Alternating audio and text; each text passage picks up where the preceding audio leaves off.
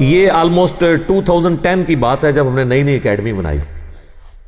اس وقت تو ہم چند ایک لوگ ہی تھے اور کبھی کبھار کوئی ہمارے دوستوں میں سے کسی کو پکڑ کے بھی لے آتا تھا کہ جی ان کے ساتھ آپ علمی کوئی مجادلہ کر لیں، جسے مناظرہ کہتے ہیں علماء. تو وہ ایک دفعہ ایک بھائی ایک شیعہ ذاکر کو لے کے آ گئے اور موضوع طے پایا یا علی مدد کے اوپر. بھئی ہمیں لبیک یا رسول اللہ، لبیک یا حسین، لبیک یا علی کہنے سے کوئی ہمیں چڑ نہیں ہے، محبت کے اظہار میں آپ کر لیں، لیکن ونس آپ ان کو مدد کے لیے پکاریں گے تو ہم کہیں گے ایاک نعبد و ایاک نستعین کی وائلیشن ہو گئی ہے. یہ ہمارا اختلاف ہے. ہمارا یہ جھگڑا نہیں ہے کہ مولا علی مشکل کشا آج کی ڈیٹ میں بھی ہیں یا نہیں.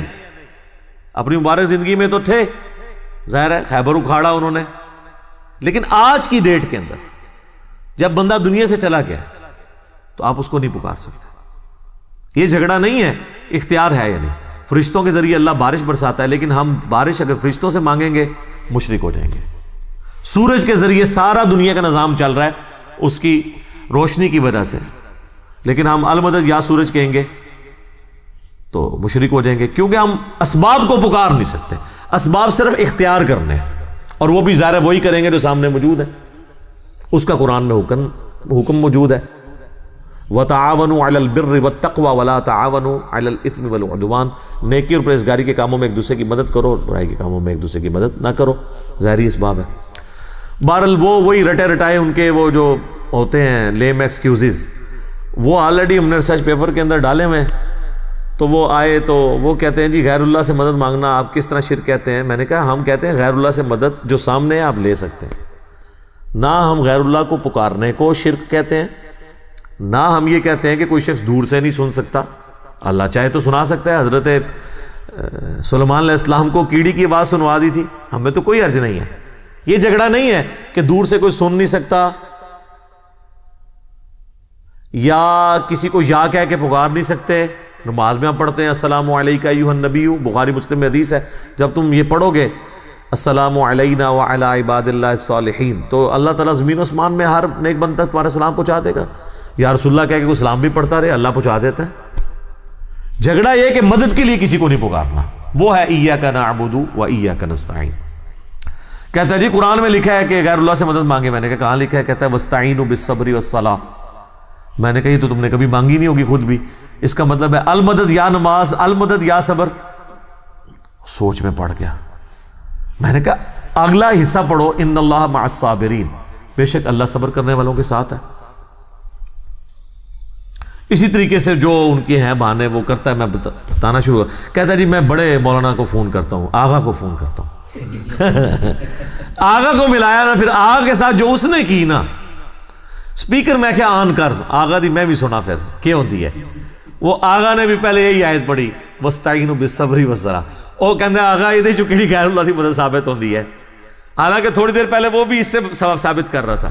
وہ جو بات کرتا جائے تو میرے ساتھ چونکہ بات کر چکا تھا، اینڈ پہ یہ حال ہوا اس کا. انہوں نے کہا جی یہ تو ہمارے پاس تو کوئی ہمارے بڑوں کے پاس جواب ہی نہیں. میں نے کہا جواب تو ہوتا ہے جب کوئی مسئلہ ہو. یہ تو بالکل واضح ہے ایک چیز توحید کے معاملے میں. تو یہ ایک میری زندگی میں ایک اچھے واقعات میں سے ایک واقعہ ہے. ایک دوسرا واقعہ میں آپ کو سناتا ہوں. یہ آلموسٹ بات ہے 2012 کی. ہم لوگ I-10 کی مسجد میں نماز ان دنوں پڑھتے تھے، دارالاسلام مسجد اہل حدیث کی، اور پاس ہمارا ایک مکان ہم نے کرائے پہ لیا تھا، بیچلرز رہتے تھے ہم.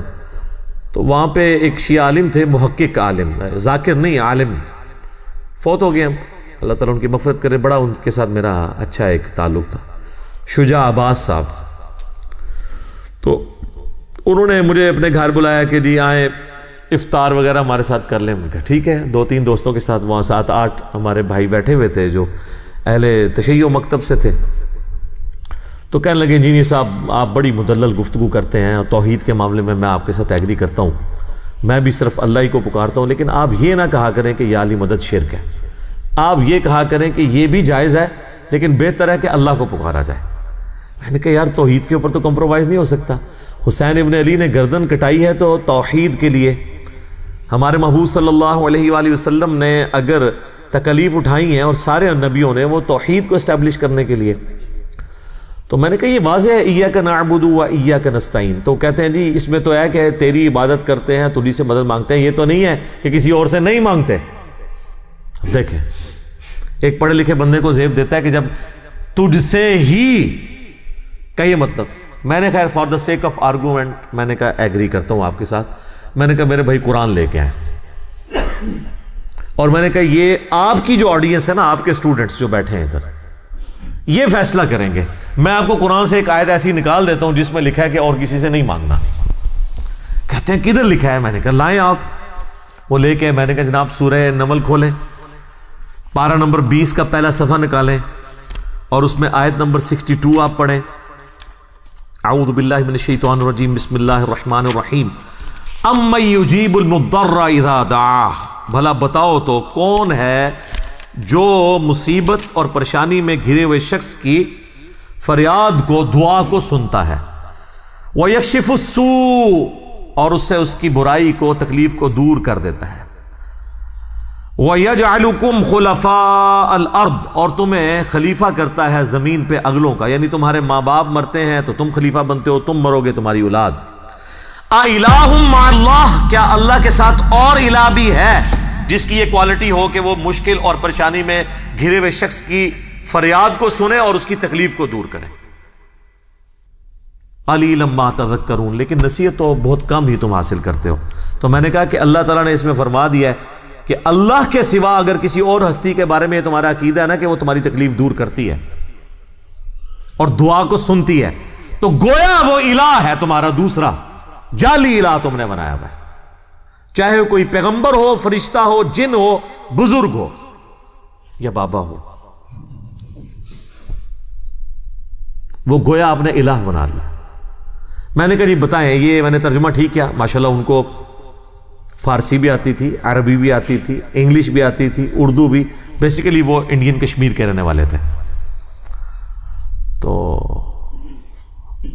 کہتے ہیں جی یہ ترجمہ تو آپ کا ٹھیک ہے, لیکن میں نے کہا لیکن نہیں, آپ عوام سے فیصلہ کرواتے ہیں. لیکن تو اب ختم ہو گیا نا. آیت کے بعد جب ایک واضح بینات میں سے کوئی چیز آ جائے, وہاں جتنے بیٹھے تھے ان کا جی یہ سب آپ کی بات جو ہے نا 100% ٹھیک ہے, اس میں بالکل واضح موجود ہے کہ آپ نے کسی اور کو نہیں پکارنا. تو اگر کوئی کہتا ہے یا شیخ عبد القادر جیلانی المدد نعوذ باللہ, تو وہ گویا حضرت عبد القادر جیلانی کو الہ مان رہا ہے. قرآن یہ کہہ رہا ہے. ہاں المدد کے بغیر کہتا رہے قیامت تک کہتا رہے, کوئی نہیں سننی کسی نے, نہ کسی نے جواب دینا ہے. سورۃ الاحقاف میں آیا کہ جن ہستیوں کو تم پکار رہے ہو نا, نہ تو وہ تمہاری آواز سنتے ہیں, الٹا قیامت والے دن تمہارے دشمن بن جائیں گے. اور اس طرح کا ٹاپک قرآن پاک میں کئی جگہ ہے. تو ٹھیک ہے آپ لگے رہیں, کوئی فرق نہیں پڑنا. المدد نہ بولیں, ویسے آپ جتنے مرضی نعرے لگانے ہیں, جس کے مرضی لگائیں, وہ آپ مجھے بھی پکارتے رہے دنیا میں کہیں بیٹھ کے, مجھے بھی نہیں پتہ چلنا, نہ آپ کو میں نے کوئی جواب دینا ہے. لیکن جیسے ہی آپ کہیں گے نا المدد, میری فریاد رسی کو پہنچے, میری تکلیف دور کر دیں, سر پھر یہ معاملہ شرک میں چلا جائے گا. خواہ کسی مرے ہوئے کو پکاریں, خواہ کسی ایسے زندہ کو پکاریں جسے آپ سامنے دیکھ نہیں رہے یا اس سے کمیونیکیٹ نہیں کر رہے. ایک تو آپ فون پہ کمیونیکیٹ کر لیں, وہ پھر اسباب میں آ جائے گا, وہ بالکل ٹھیک ہو جائے گا.